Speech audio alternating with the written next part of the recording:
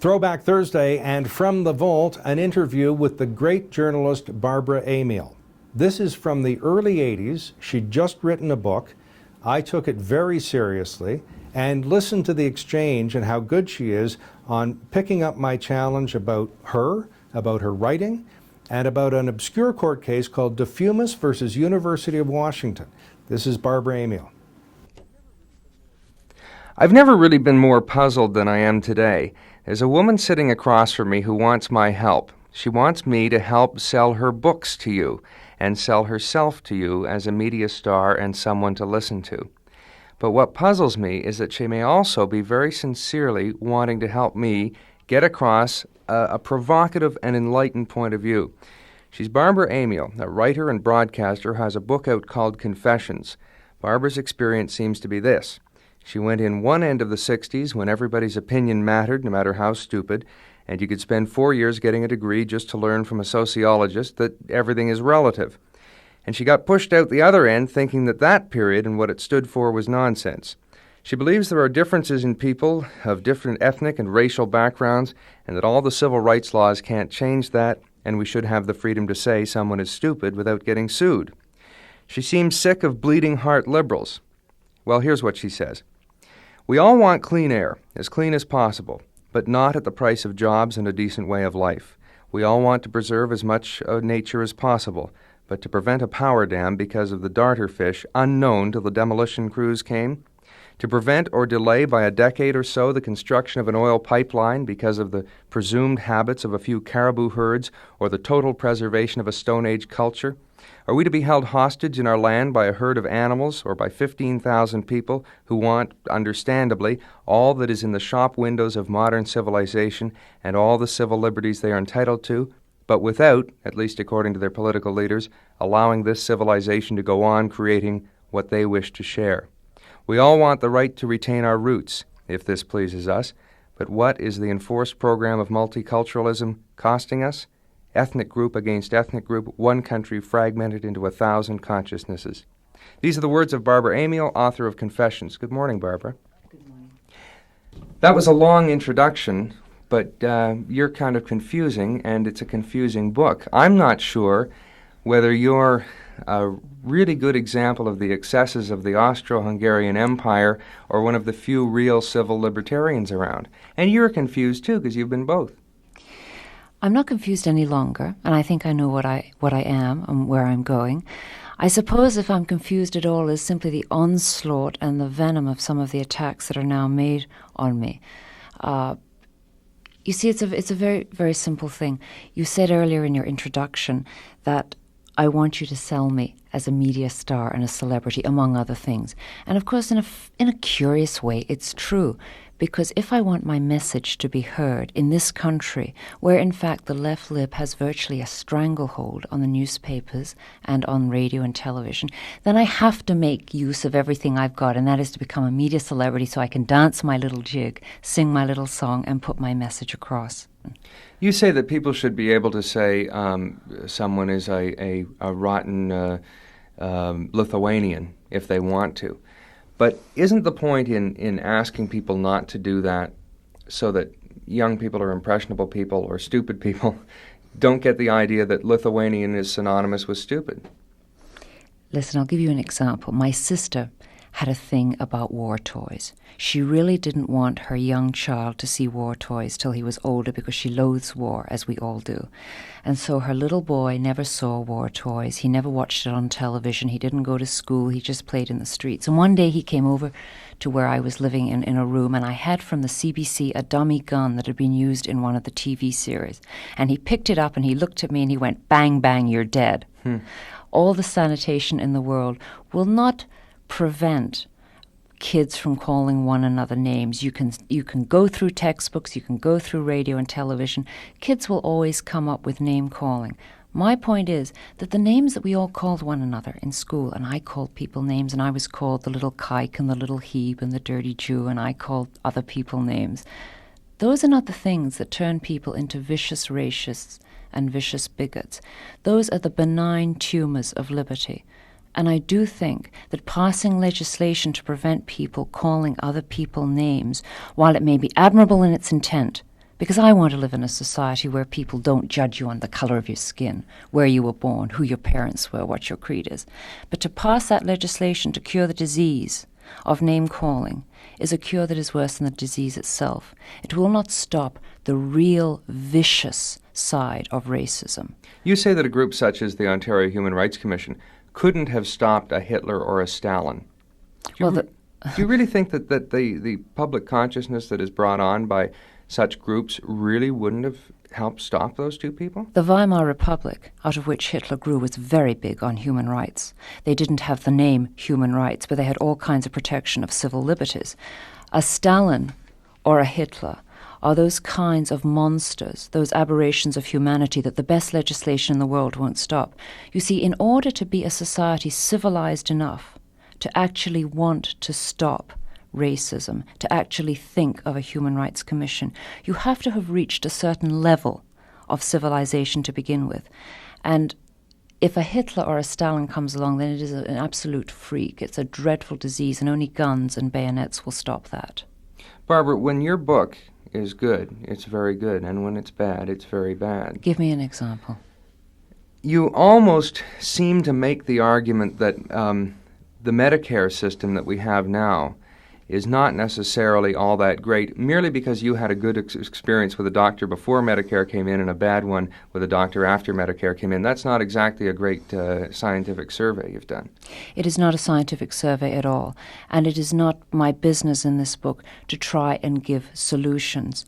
What I'm asking is that people start looking at problems from a different perspective. All right, but your examples of the university professors who have been drummed out of town by the left libers, and your experience with the Human Rights Commission vis-a-vis referring to Germans in the Second World War as Huns, was a much more journalistically or academically pure discussion. The one about Medicare was whimsical. The one about Medicare was based on the philosophy that when something becomes free, and I use the word free in quotes because people think that it's free. When a service appears to become free, as medical health care appears to, then it becomes treated like air and water, and that is with a lot less concern. I was using this philosophically.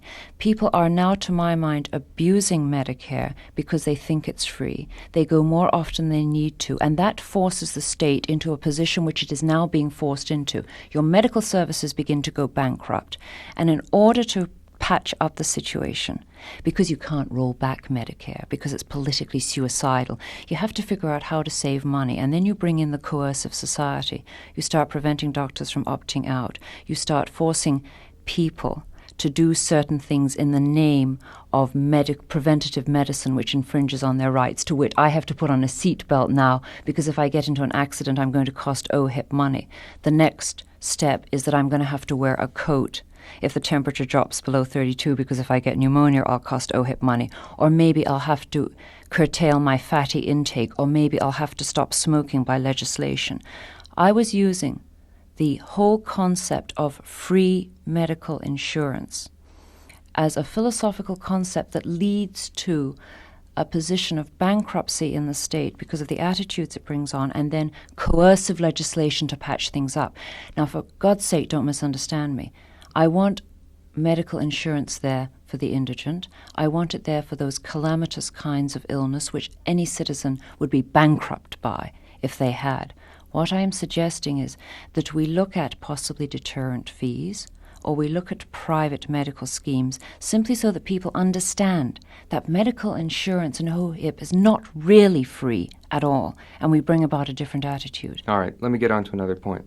And I really want you to listen to this one.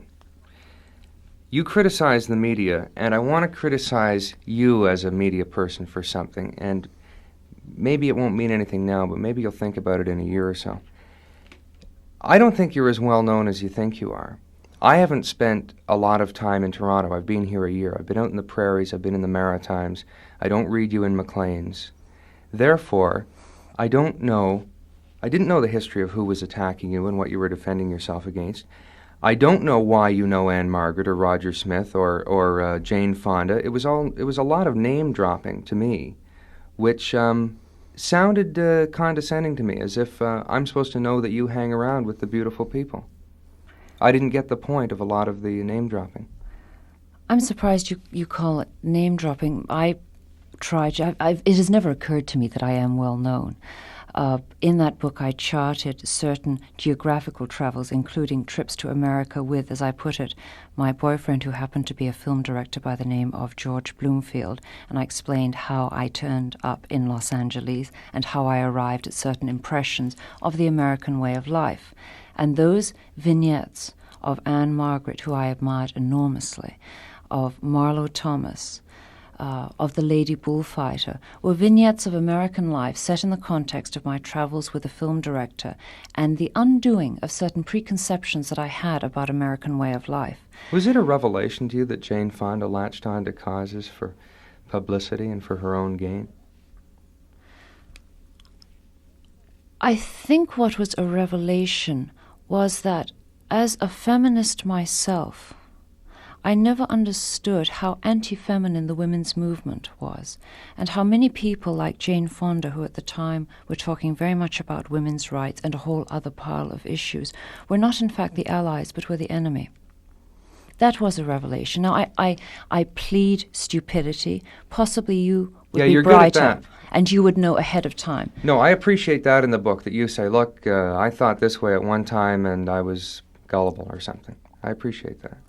Let's talk a touch about more weighty things, such as your interpretation of the liberal philosophers Locke, Rousseau, Burke, Hobbes, and all these people.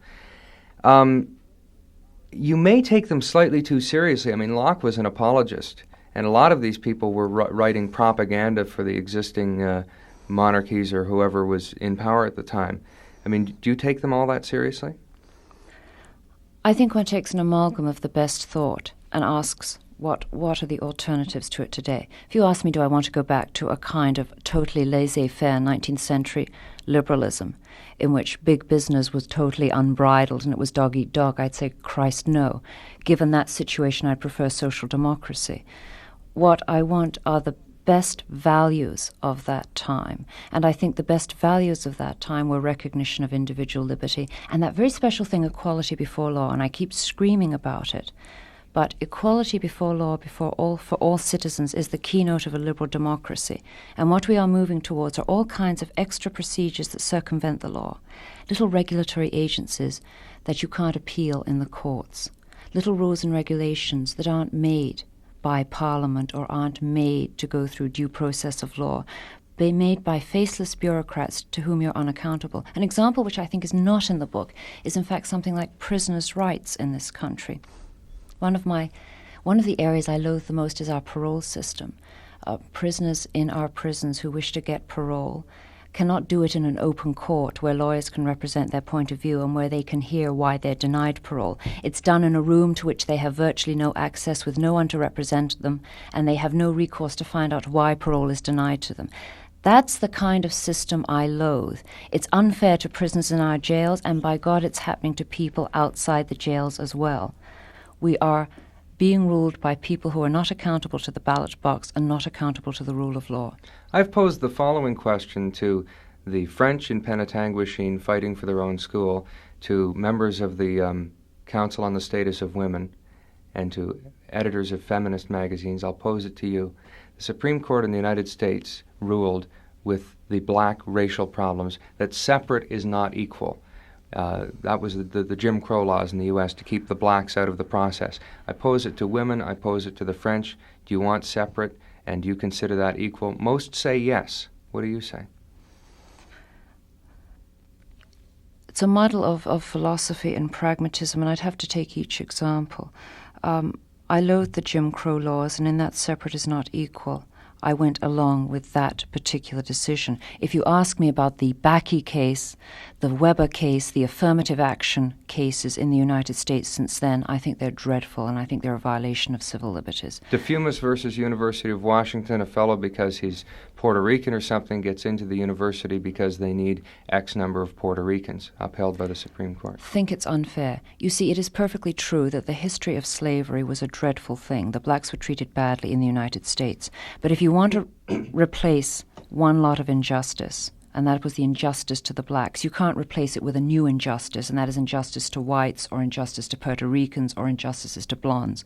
All you can do is say that from this point on, We were wrong. We treated our blacks badly. We treated our Indians badly. We treated our Eskimos badly.